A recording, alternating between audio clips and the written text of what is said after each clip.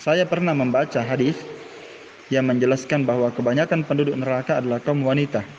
Nah, bagaimana kami bisa menjadi penduduk surga sedangkan kebanyakan kamilah para wanita yang menjadi penduduk neraka? Apa saran, tips dari Ustadz agar kami tidak menjadi salah satu dari penduduk neraka? Baik, pertanyaannya Masya Allah, bagus. Seorang wanita ya yang ingin menjadi penduduk surga, mau dijauhkan dari neraka, ya, yang pertama hendaklah dia menjadi wanita yang salihah. Ya, dan ini tentunya cita-cita setiap wanita yang memiliki iffah, yang memiliki penjagaan terhadap dirinya, yang menginginkan ketinggian, kemuliaan di dunia dan di akhirat. Ya, wanita yang pandangannya terhadap akhirat adalah pandangan yang luas dan tajam, pandangan yang sangat besar terhadap akhirat.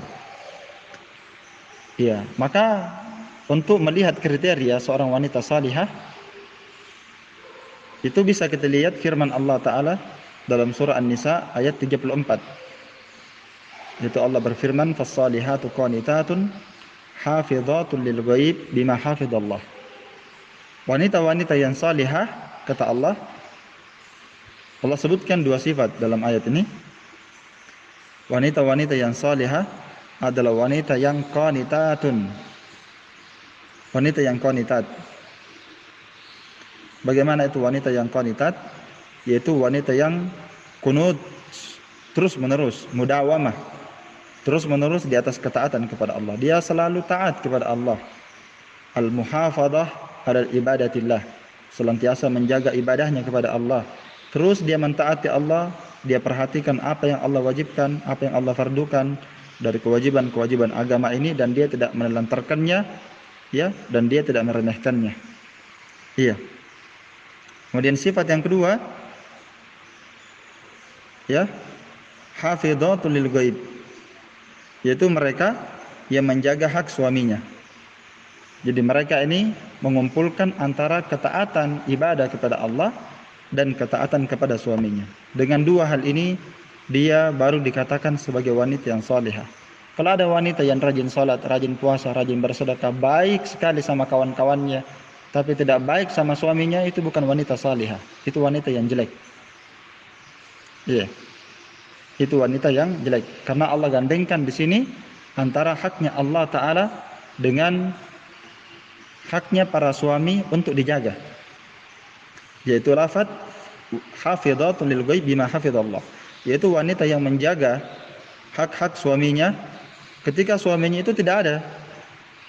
Ya, di sini dikhususkan dia menjaga kehormatannya, dia mensucikan, dia menjaga kesucian dirinya, khususnya ketika suaminya enggak ada di rumah. Karena banyak-banyak perempuan yang tidak seperti ini, tidak iffah. Iya. Dia tidak menjaga kehormatannya, suaminya berada di luar, nah dia ternyata di belakang main kucing-kucingan. Tajid.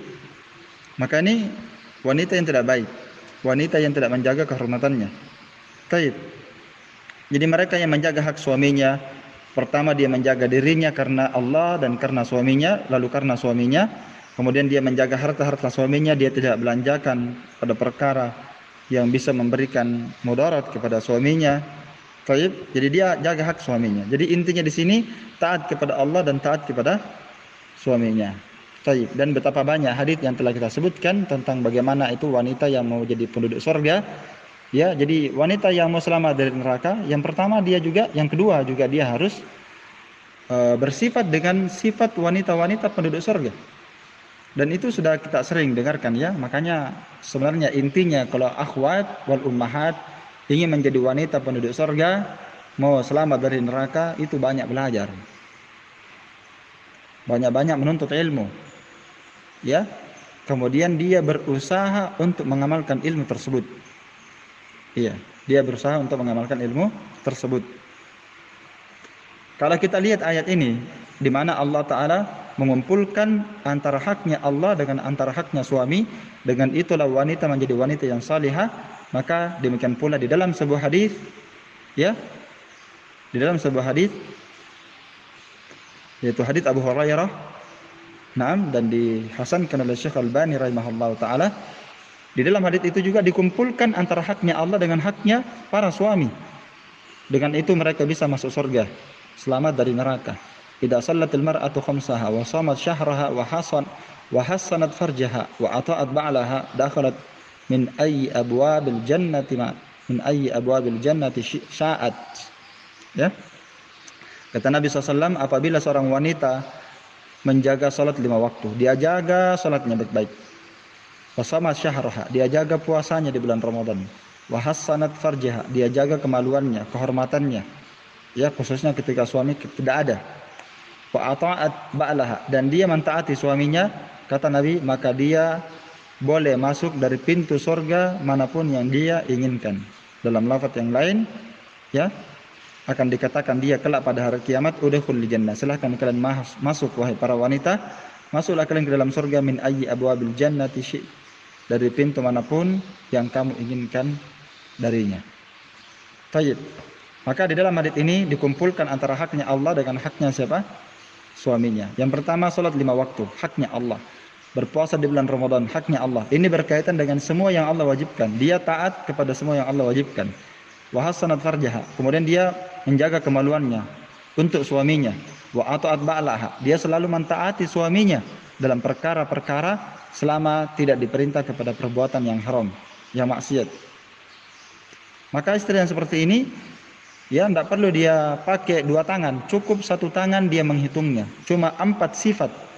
Siapa yang mengamalkan 4 sifat ini, dan itu gampang dihitung pakai tangan 1, 2, dan 3, 4 jari saja, tidak perlu 2 tangan, kata Syekh Abdul Razak, maka silakan dia masuk dari pintu manapun, dari pintu surga kelak pada hari kiamat. Naam. Dan itu Nabi SAW tentang masalah ketaatan kepada suami. Nabi SAW sampai menyebutkan, lau kuntu amiran ahadan ayasjuda li ahadin la amartul mar'ata an tasjuda li zawjiha. Kalau seandainya saya boleh perintahkan seseorang untuk bersujud kepada orang lain, niscaya aku akan perintahkan para wanita untuk sujud kepada suaminya. Ini saking Nabi SAW ingin menjelaskan betapa besarnya haknya para suami yang wajib ditunaikan oleh para istri. Dan Nabi juga bersabda tentang wanita-wanita surga, penduduk surga, dan wanita-wanita terbaik di dunia. Nabi SAW pernah ditanya, wanita mana yang paling baik? Beliau bersabda, yaitu wanita yang allati tasurruh idza nazar, yaitu wanita yang menggembirakan kalian wahai para suami ketika kamu melihatnya. Karena baiknya akhlak dan adabnya, baiknya lisannya, baiknya tutur katanya, ya, selalu bersih di hadapan suaminya, bersiap untuk melayani apa saja yang diinginkan oleh suaminya. Ini wanita yang paling terbaik. Wa tuti'uhu idza amar. Yang kedua, wanita yang selalu taat kepada suaminya. Ya, tidak pernah membangkang. Setiap diperintah, dia selalu berkata siap. Diperintah siap, selalu siap. Ya, kecuali dia sakit, ya, kecuali dia tidak mampu. Wala tukhalifu fima yakrah fi nafsihi wa mali. Dan yang ketiga, yaitu wanita yang tidak suka menyelisih suaminya dalam perkara yang dibenci oleh suaminya. Baik, ini wanita-wanita yang baik insyaallah taala. Dan wanita yang durhaka sama istrinya, wanita yang durhaka kepada suaminya, itu merupakan sebab yang paling banyak memasukkan wanita dalam neraka, ya. Jadi kalau dia bertanya bagaimana caranya kami selamat dari neraka, nah, yang pertama, kebanyakan wanita itu masuk neraka karena durhaka kepada suami, bukan karena durhaka kepada Allah. Ya, itu kebanyakannya, ya. Karena itu Nabi SAW ketika menyebutkan bahwa kebanyakan penduduk neraka itu adalah para wanita. Salah seorang wanita di zaman Nabi SAW bertanya, ya, apakah karena mereka itu kufur kepada Allah? Apakah karena mereka bermaksiat kepada Allah? Kata Nabi SAW, tidak. Yakfurnal ashir, tapi karena mereka itu durhaka kepada suami-suami mereka. Mereka tidak pandai berterima kasih kepada suami mereka. Mereka tidak pandai untuk bersyukur akan kebaikan-kebaikan suami mereka. Itulah yang menyebabkan kebanyakan para wanita masuk neraka. Jadi mau selamat dari neraka, tinggalkan semua itu. Ya, jangan durhaka kepada suami, taatlah kepada mereka. Dalam sebuah hadis, ya, jadi banyak sebab wanita itu masuk neraka yang harus ditinggalkan, termasuk, ya, tidak memakai jilbab yang baik, yaitu mereka yang berpakaian tapi telanjang, ya, termasuk disebutkan dalam hadis, riwayat At-Tirmidzi dan dihasankan oleh Syekh Albani rahimahullah, salasatun la tujawizu salatuhum adanahum. Ada 3 golongan kata Nabi yang salat mereka tidak melewati telinga mereka. Yakni salat mereka tidak diangkat kepada Allah sebagai amalan saleh, ya. Salat mereka tidak akan diangkat kepada Allah Subhanahu wa taala. Yang pertama adalah al-abdul abid hatta yarji. Seorang budak yang lari dari tuannya. Yang kedua, yang salat mereka itu tidak melewati telinganya, tidak diangkat, tidak diterima oleh Allah, yaitu wa mar'atun batat wa zawjuha 'alaiha sakhitun. Yaitu seorang wanita yang durhaka, yaitu seorang wanita yang melewati malam hari wa zawjuha 'alaiha sakhit, sementara suaminya itu marah dan jengkel kepadanya. Jadi ini dia menjadikan suaminya marah kepadanya. Nah, ini salah satu sebab orang tidak diangkat salatnya, yaitu seorang wanita yang durhaka kepada suaminya, atau dia yang menjadikan suami itu jengkel dan marah kepadanya karena tingkah lakunya, ya. Ini salatnya tidak diangkat kepada Allah taala. Wa imamu qaumin wa hum lahu karihun. Dan yang ketiga yang tidak diangkat salatnya adalah imam suatu kaum sedangkan kaum itu benci dia sebagai imam. Ya, dia mengimami suatu kaum sementara makmumnya ini jamaahnya tidak suka kepada dia. Namun yang menjadi inti dari pembahasan kita adalah para wanita yang durhaka kepada suaminya, yang membuat suaminya itu marah. Jadi makna tidak melewati telinga di sini dijelaskan oleh para ulama, ya, maksudnya tidak diterima dengan penerimaan sempurna. Ada juga yang menafsirkan maksudnya salatnya itu tidak akan diangkat kepada Allah sebagaimana diangkatnya amalan salih. Al-Imam Suyuti rahimahullah taala dalam kitabnya Qutun Al-Muqtazi, beliau mengatakan bahwa maksudnya salat mereka itu tidak diangkat ke langit. Ya, maksudnya salat mereka tidak diangkat ke langit. Berdasarkan asar dari Ibnu Abbas, riwayat Ibnu Majah, kata beliau maksud hadis ini salat mereka ini tidak diangkat, la narfa'u salatahum fawqa ru'usihim shibran. Yakni kami tidak akan mengangkat salat mereka ke atas kepala mereka walaupun cuma 1 jengkal. Ya, bayangkan ya, jadi mereka ini salat tapi tidak diangkat oleh Allah taala. Baik, di antaranya adalah wanita yang membuat suaminya itu apa? Marah kepada dia. Oleh sebab itu seorang istri haruslah pandai menjaga perasaan suaminya. Jangan sampai suami bersedih, bahkan jengkel dan marah kepada tingkah lakunya. Jika hal ini terjadi, maka dia harus segera minta maaf sama suaminya. Kalau dia lihat suaminya itu lagi jengkel kepada dia, marah kepadanya, maka dalam hadis disebutkan bahwa wanita yang paling baik, kata Nabi SAW, adalah wanita yang hatinya itu lembut. Kalau dia lihat suaminya marah, maka dia datang kepada suaminya, lalu dia mengambil kedua tangannya, lalu dia berkata, maafkan saya, karena saya tidak bisa tidur kecuali engkau ridho kepadaku. Coba dibayangkan ya, kalau suaminya marah kepada dia, bisa saja dia mendapatkan murka Allah.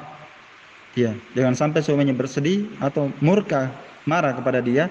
Jika hal ini terjadi, maka dia harus segera minta maaf kepada suaminya agar kemarahannya tersebut tidak melahirkan kemurkaan Allah Subhanahu wa taala kepada wanita ini.